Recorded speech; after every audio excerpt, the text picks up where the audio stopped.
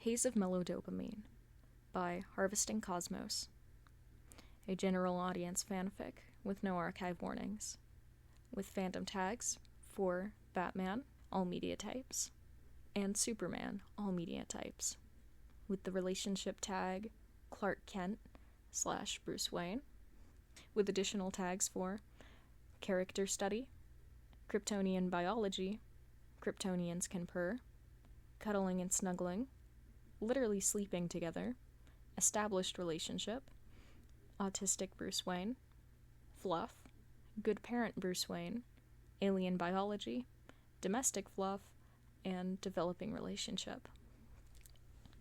Summary. It's a bright, early morning in bed when Bruce learns something new. Bruce, per his nature, is a man of habit. He has followed the same general schedule, put in place after years of perfection. There's not a day that goes by that hasn't been planned down to the minute from days prior. Obviously, his life can't be as perfect as he wants it to be. Over the years, with new additions to the family forcefully shoving their way into his everyday life, there's adjustment periods. Periods where he has to sit back and see how things play out, then rework his schedule appropriately. Instead of trying to force strict schedules onto them, which he quickly learned through Dick was not the answer. However, his work as Batman brings something new almost every night. Supervillains are not known for their consistency. It's the one, admittedly big, part of his life that he has no ironclad control over. But that doesn't mean he tries nothing to counteract that. He has worked meticulously to produce contingency plan after contingency plan. He has pre-developed antidotes for anything that he could be hit with. He has hundreds of fail-safes built into the Bat computer. He has debriefing meetings with the League before and after every mission. He has a tool for almost any scenario secured to his utility belt. His suit alone could withstand any climate. This doesn't mean he never finds himself in trouble. There are things even Batman can't plan for. But relying on his ruthless training and years of experience, he always finds a way out. While Batman is accustomed to wrenches being thrown into most plans and having to be naturally adaptable, Bruce is not. He can work around unexpected additions to his schedule, but he prefers his everyday life to be consistent, and for the most part, it is. But he just had to go and ruin the only mundane part of his life. Bruce was supposed to be up half an hour ago. He is supposed to be in the cave right now, starting his morning workout. He is not supposed to still be in bed. Although, he is, and he is unsure of what to do. Alfred came in earlier to draw the blinds, effectively waking him up. The man stayed quiet, only giving Bruce a raised brow before leaving, shutting the bedroom door behind him. Bruce has been lying here ever since. He shifts his arm, adjusting it where it's trapped under the unnaturally, unearthly warm body, into a more comfortable position. The body responds by tightening its arms around his waist, and nuzzling, for lack of a better word, its face into his shoulder. It should be uncomfortable, having over 200 pounds of dead weight on top of him. But it's strangely not. It's pleasant in a way he never thought it could be. The early morning sun has made its way over the treetops of the forest surrounding the grounds, and streams blinding light into Bruce's eyes. He always thought it was idiotic to have the only windows in the master bedroom be facing east, in the direct line of the rising sun. Bruce remembers lying in the same room when he was young, settled in between his parents. On most weekends, he would sleep in their bed, under the guise that they had a comfier mattress, when they probably both knew that it was just to be closer to them. He would turn it down every time they asked if he wanted a new mattress, and had to come up with more elaborate excuses. He would be woken up every time by Alfred drawing the curtains back, as he still does to this day, allowing the sunlight to shine brightly into the room. Bruce would grumble and bury himself under the covers, his mother laughing at his antics. He could still remember the muted sound of her shuffling through her jewelry box, or the smell of his father's aftershave, as they both got ready for the day. He would finally be forced out of bed when his father pulled the covers off of him and dragged him down the mattress by his ankles. He would laugh and scramble for purchase on the sheets. His father's superior strength would win, but he would let Bruce climb onto his back as the three of them made their way downstairs for breakfast, so the defeat was quickly forgiven. Today, however, the blinding sunlight doesn't seem so obtrusive. It seems like it has a purpose this morning. It streams in, landing on the expanse of smooth, freckled, and tanned skin. It emphasizes the shape of sculpted arms and strong back. It works its way through curly hair, making it seem more of a golden brown than its previous dark black. It seems natural and effortless, like this is how Clark is meant to look, bathed in the warm glow of a massive star. Maybe Bruce wasn't so far off from the truth when he imagined that Clark brightened up every room that he walked into. Maybe he is the star. Maybe that's why he felt an ineffable pull towards the man, because no matter how impolite he attempted to be, how unwavering his defenses are, Clark always finds a way past them. He's forced to surrender to that magnetic pull and fall into his orbit. But that star doesn't just shine down on him. It envelops him, persistent and relentless. It gives him attention that is undeserved. It brightens even the darkest parts of him, and is unflinching when it discovers even more shadows. He doesn't know when he's going to stop feeling so selfish for absorbing so much light. After all, how do you repay a star for shining?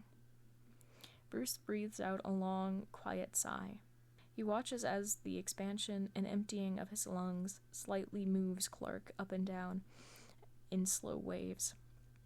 Clark's bare skin is soft and smooth where he trails his hand along his spine. Bruce doesn't know if he's awake. He could have already woken up earlier when he shifted his arm that was underneath the man. Clark doesn't say anything, but he does let out a pleased sound when Bruce continues to glide his fingers up. They move along the sculpted muscles of his back, tracing the lines of his traps, until they meet the nape of his neck. His hand finds its way into the thick curls and gently works through the knots in his bedhead. Clark makes another sound, longer this time, so Bruce continues. Despite his entire family having naturally straight hair, Bruce isn't a stranger to working with curly hair. Thankfully, Dick's parents were proficient at teaching their son how to do his own hair, enough that he was able to maintain it himself when Bruce took him in. Jason, however, was not as easy to deal with. All of his personal hygiene skills were lacking after so long living on the streets.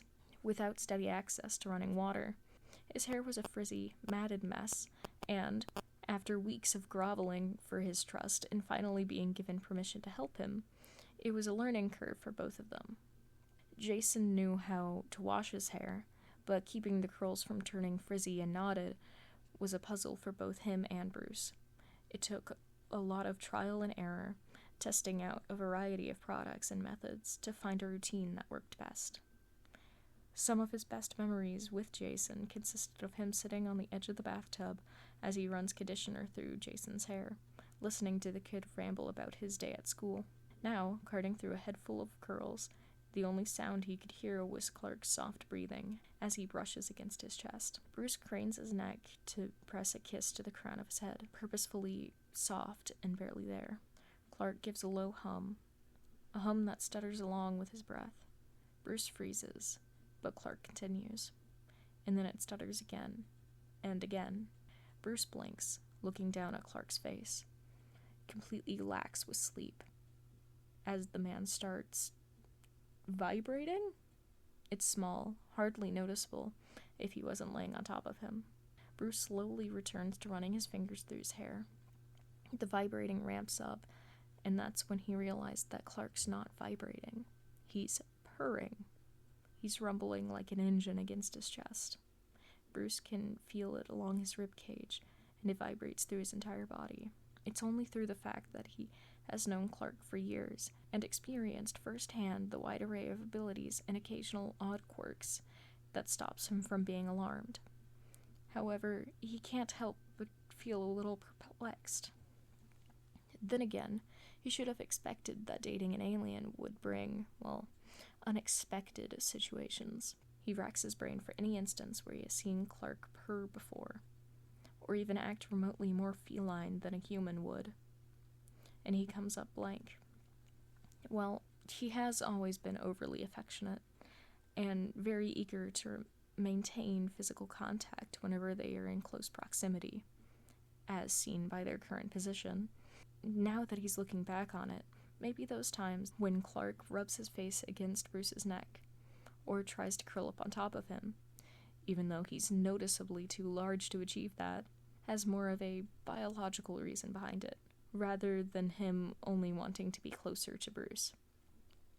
But he always thought that was just a Clark Kent habit, rather than a Kryptonian habit.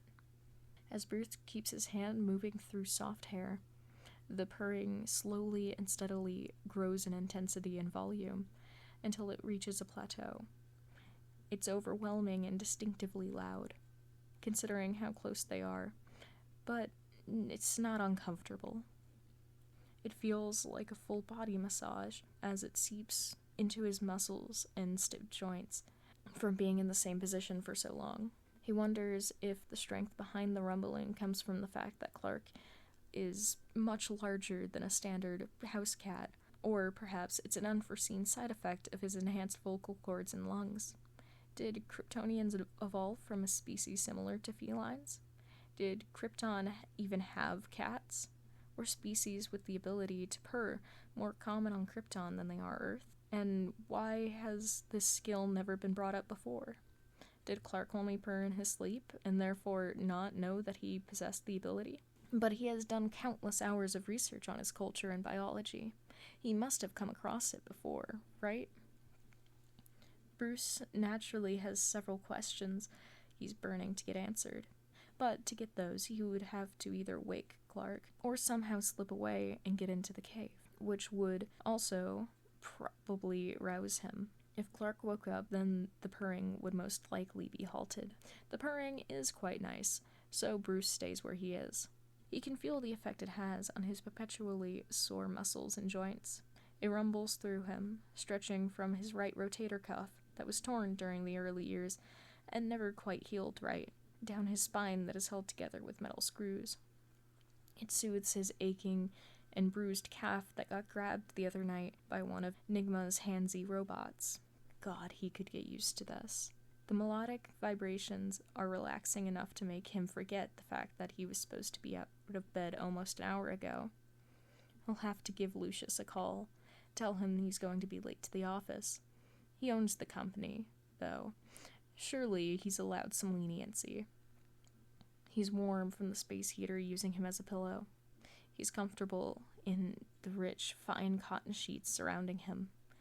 The boys constantly badger him over how much he spent on them, calling him a prissy princess. But he's caught each of them bundled up in his bed several times, and he's alleviated by the rhythmic purring, easing his pains. Before he even notices, he's being pulled back down into sleep, and for the first time in a while, he's content with the change of plans. Bruce, per his nature, is a man of habit. He has always followed the same general schedule, put in place after years of perfection. But for this, maybe this is a worthy addition to that schedule. Author notes. I think the dynamic of Bruce's struggle to accept things that make him happy, especially having to go out of his way to do so, is a really interesting concept to explore. Because for his kids, he didn't adopt them because he wanted a kid. No, he adopted them because they were young and aimless and desperately needed a parental figure. Them bringing him happiness was just an unexpected bonus. But with Clark, if he wants to have a relationship, he has to put in more work than he would like. He has to reciprocate, go out of his way to not only give love, but accept it in return, without feeling bad for it. Being with Clark is a choice, not an obligation. But Bruce, the most goddamn selfless person on Earth, has never chosen himself / his happiness. There's bound to be a load of guilt and self-doubt involved. Anyway, I have some stuff written for a chapter 2 where they actually, like, talk, you know. But I'm still unsure if I want to write it out yet. Reader notes. It is nearly 2 in the morning. Yeah, I'll edit this in the morning. There is technically a part 1. There is a second thing in this series. I might do that one next. We'll find out.